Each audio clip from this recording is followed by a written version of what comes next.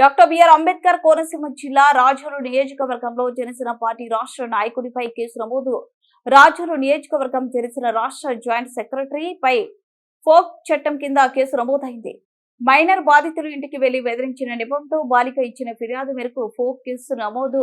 నిందితుడు రాకేష్ బాధితురాల్ని వివాహం చేసుకోకుండా ఆమెను లైంగికంగా అనుభవించడమే కాక తల్లి అత్తతో కలిసి ఆమెను కొట్టి బెదిరించేవాడని ఈ విషయం పెద్దలలో పెట్టగా జనసేన నాయకుడు నిరసన బాలాజీ ఆమెను మెడపట్టుకుని బెదిరించి రాజేష్ తో వెళ్లిపోతే తీవ్ర పరిణామాలు ఎదుర్కోవాల్సిన వస్తుందని బెదిరింపులకు గురి చేసినట్లు మైనర్ బాలిక ఫిర్యాదులో పేర్కొంది. ప్రభుత్వంగా చాలా పలుకుబడి ఉంది. మీకు ఎలాగైనా సరే అంత చూస్తాం వెళ్ళకపోతే అని చెప్పి బెదిరించి వెళ్ళారు. మేము చావు దగ్గర ఎవరో చనిపోయారని చెప్పి వెళ్దాం అనుకునేసరికి ఇతను వచ్చి చాలా గందరగోళం చేసి మమ్మల్ని బెదిరించి వెళ్ళారనమాట. వెళ్ళేసరికి మేము తర్వాత వెంటనే మా మామయ్య వాళ్ళందరికి పెద్దలందరికీ ఫోన్లు చేసి చెప్పేసరికి ఇలాగ వచ్చారు అని చెప్పేసరికి సరే అండి చూసుకుందామని చెప్పేసి అన్నారు. నిన్న రాత్రి జరిగిన గొడవ అందరు సెటిల్మెంట్ అయిపోయింది. దిరిసెన బాలాజీ గారు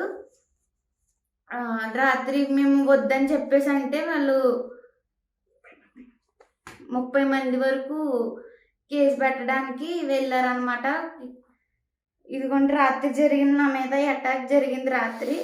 ఇలాగా మేము ఒక దానిపైన పని మీద వెళ్తుంటే నా మీద అటాక్ చేశాడు. ముద్దాడ రాకేష్ అని అటాక్ చేశాడు. అలా నా పేక చుట్టేసి చున్ని నేను ఎంత చూస్తానే లంజిదానా అంటూ నా మీద చాలా ఇబ్బందిగా మాట్లాడి చేసేసరికి మా మావయ్య గారు అడ్డొచ్చి నువ్వెవరు అంటావు ఒకరు దెబ్బేసేసరికి మా మావయ్య గారి మీద కేసు పెట్టడానికి అని చెప్పేసి వెళ్ళారు. అక్కడికి వెళ్ళేసరికి అక్కడ సరే వాళ్ళు కేసు పెట్టడం ఏంటి, మేము కూడా పెడతాం, మా మీద కూడా అటాక్ జరిగింది కదా అని చెప్పేసి మేము వెళ్ళాము.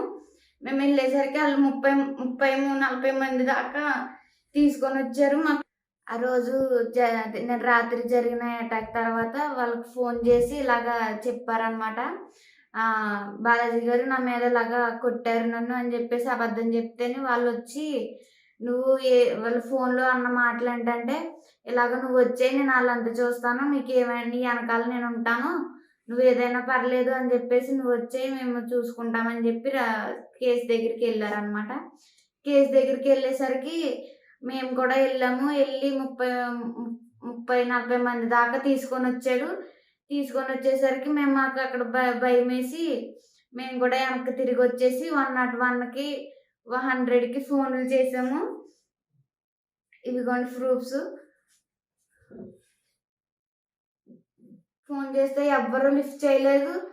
అలాగే ఎవరు ఫోన్లు చేయలేదు, ఎవరు ఎత్తలేదు కూడా. బిజీ ఎంత చేసినా సరే బిజీ అని వచ్చింది.